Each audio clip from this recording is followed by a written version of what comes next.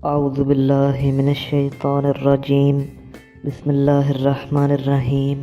अस्सलामुअलैकुम व्यूअर्स, आप देख रहे हैं सुपर हेल्थ और मैं हूं डॉक्टर अब्दुल्ला qasmi।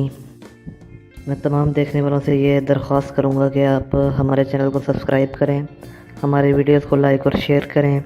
तो क्योंकि दोस्तों रमज़ान के दिन चल रहे हैं, अल्लाह ताला का ये मेहमान आज 5 रोज़े गुज़र चुके हैं, बाकी 25 या 24 बाकी हैं।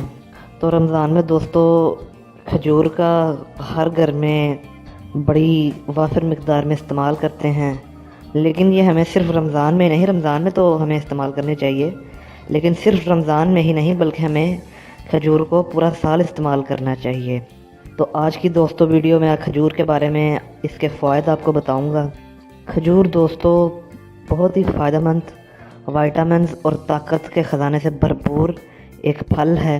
कई इसके नाम हैं, कई ज़बानों में। इंग्लिश में इसे डेट्स कहते हैं, इसी तरह दूसरी ज़बानों में भी इसके कई नाम हैं, कतल, रतब, फ़ारसी, अरबी में।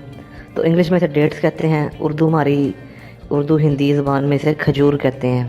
तो इसके फ़ायदे दोस्तों आप सुने कि मर्दाना कमज़ोरी, चाहे मर्दों को कोई मसला है, चाहे औरतों को कोई लकौरिया वगैरह कोई और किस्म के अमराज हैं, मर्दाना और जनाना अमराज को जड़ से ख़त्म करती है।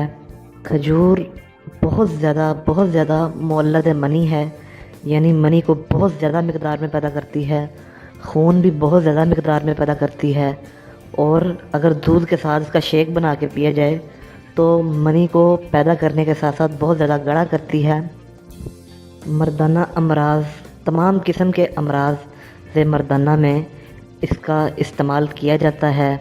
एक तबीब का कौल है कि जो शख्स रोज़ाना की 3 खजूरें खाए, सिर्फ 3 से ज़्यादा खा लें, रोज़ाना 3 खजूरें खाने वाला आदमी कभी भी मर्दाना कमज़ोरी का शिकार नहीं हो सकता।